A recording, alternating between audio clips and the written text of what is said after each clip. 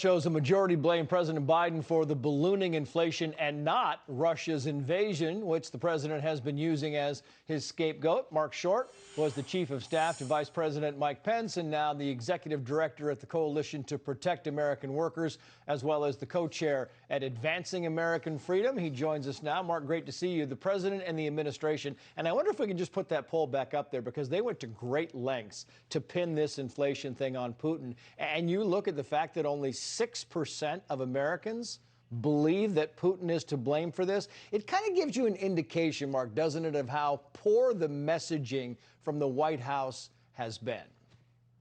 Well, Trace, I think the reality is it no doubt was just trying to shift the blame. I think Americans know that they were feeling the pinch of inflation, and they're at the grocery store and at the gas pump long before Russia invaded Ukraine. And so that certainly didn't help the situation, but people know that these were the policies that the Biden administration and the radical left in Congress had put in place that was driving this. Whether or not it was record amounts of spending that was driving inflation, or whether or not you go back to President Biden, even during the campaign in 2020, when asked, would he put Americans out of work in order to kill the fossil fuel industry in America? And he said yes, he wanted to do that. And so what you've seen is this administration continue to look to punish oil and gas industry. And it's no surprise you have less investment. It's no surprise you're driving gas prices continually higher with these policies. And, you know, sadly, when you see, Secretary Buttigieg lecture the American people that all they need to do is to buy electric vehicles, when he's sitting there being driven around at taxpayer expense with a driver and a car,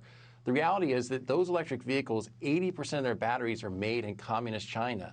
95% of rare earth materials in electric vehicles are harvested in communist China. They're not helping national security with these policies either. Yeah.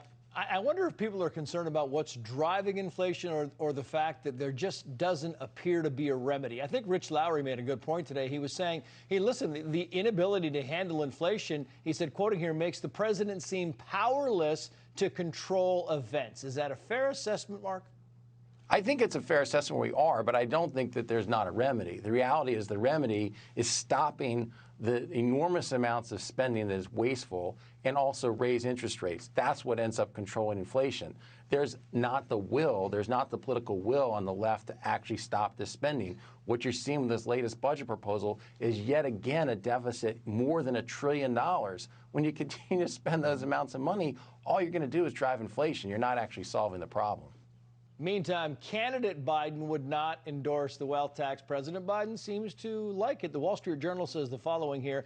The administration says the tax would apply only to the top 0.1%, meaning hundreds of successful entrepreneurs and small business owners who accumulated wealth over decades through innovation and hard work. But these new taxes always start out applying to a few, and then they spread to millions. And they do have a tendency, Marc, to kind of creep down a little bit.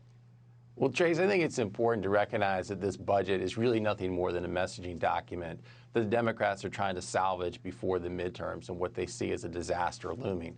So when you propose this, it's basically just proposing it for the socialist part of the wing with Bernie Sanders and Elizabeth Warren, who've been advocating for this. It's entirely impractical. Basically what they're going to say is they're going to assess you, Trace, here what we determine your net worth is, and we're going to assess you that tax, and then it's up to you to arbitrate and argue with the IRS to actually winnow it down and you pay taxes.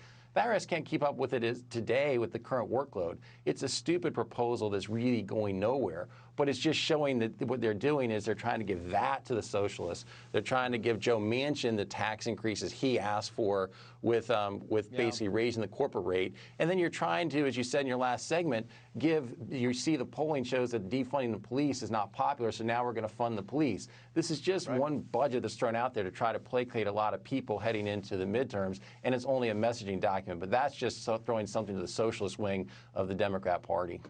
Big difference, though, trying to placate progressives and actually making them happy, as I think the administration is finding out. Marc, always good to see you. Thank you. Dana? Trace, thanks for having me.